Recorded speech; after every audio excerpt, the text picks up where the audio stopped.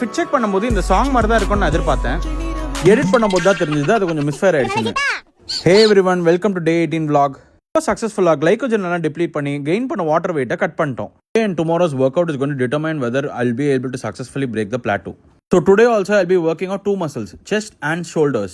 இன்னைக்கு என்ன ஆச்சுன்னா, நம்ம உடம்புல எல்லா கிளைக்கோஜன் டிப்ளீட் பண்ணிட்டதுனால சுத்தமா எனர்ஜி இல்லை. ஒரு செட்டுக்கு அப்புறமே எனக்கு ஃபுல்லா எக்ஸாஸ்ட் ஆயிடுச்சு.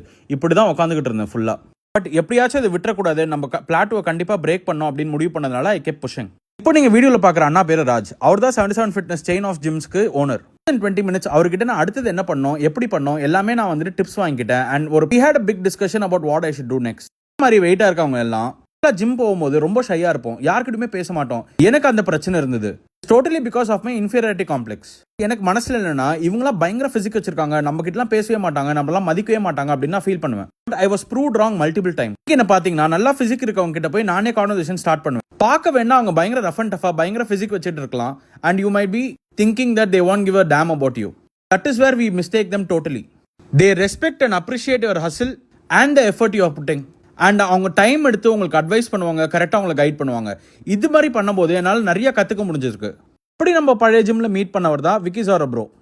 தமிழ் ஃபிட்னஸ் இண்டஸ்ட்ரியில் அவர் மிஸ்டர் ஹைசன்பர்க்னு கூப்பிடுவாங்க. இவர் என் ஜிம்முக்கு வரும்போது இவரை நான் ஒர்க் அவுட்டே பண்ண விட மாட்டேன். ஒரு டவுட்னா அவரை பிடிச்சி கேள்வி கேட்டுக்கிட்டே இருப்பேன். அப்புறம் பொறுமையாக எல்லா கொஸ்டின்ஸ்க்கும் எனக்கு ஆன்சர் பண்ணுவார். அண்ட் எனக்கு அடுத்தது என்ன பண்ணணும்னு எனக்கு கைட் பண்ணுவார். இது மாதிரி நிறைய பேர் எனக்கு கைட் பண்ணியிருக்காங்க, எனக்கு நிறைய இன்சைட்ஸ் கொடுத்துருக்காங்க. அதை வச்சு என்னோட ஒர்க் வச்சு நான் பேஸ் பண்ணியிருக்கேன். எக்ஸாஸ்ட் ஆகிட்டேன், கடைசி 2 வெர்ஷன் போட முடியாது, வீட்டுக்கு கிளம்பிடலாம் அப்படின்னு யோசிக்கும் போது தான் இந்த வீடியோவில் பின்னாடி வர ப்ரோ எனக்கு ஒரு பெரிய மோட்டிவேஷன் கொடுத்தாரு. அவர் கிளம்பும் போது உங்கள் vlogs நான் பார்க்குறேன், செம்மையாக நீங்கள் பண்ணுறீங்க, சூப்பர் டிரான்ஸ்ஃபர்மேஷன், உங்கள் vlogs நான் நிறைய தடவை பார்க்குறேன், keep up the good work அப்படின்னு சொன்னார். சொன்னது என்னோட எனர்ஜி லெவல்ஸை திருப்பியும் ஜொயின்னு மேலே ஏற்றிருச்சு. உட்ராதரா பரத் திருப்பியும் போய் போடுறா அப்படின்னு சொல்லிட்டு அந்த மீதி 2 வெர்ஷனும் முடிச்சுட்டு நான் எனக்காக உயிரை கொடுக்குறவங்கள பார்க்க போயிட்டேன்.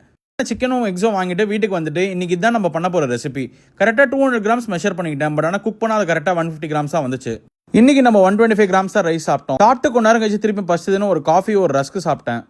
ஐயோ ரஸ்க் சாப்பிட்டோமேன்னு சொல்லிட்டு திருப்பி சைக்கிள் பண்ண ஆரம்பிச்சிட்டேன். நாளைக்கு காலைல வெயிட் செக் பண்ணிட்டு எப்படி இருக்குன்னு பார்த்துட்டு கார்டியோ புஷ் வேணுமா வேணாமான்னு யோசிச்சுட்டு அதுக்கப்புறம் தான் நான் ஒர்க் அவுட் பண்ணலான்னு இருக்கேன். ஓகே ஃப்ரெண்ட்ஸ், நாளைக்கு vlogல பார்க்கலாம். டேக் கேர், பாய்.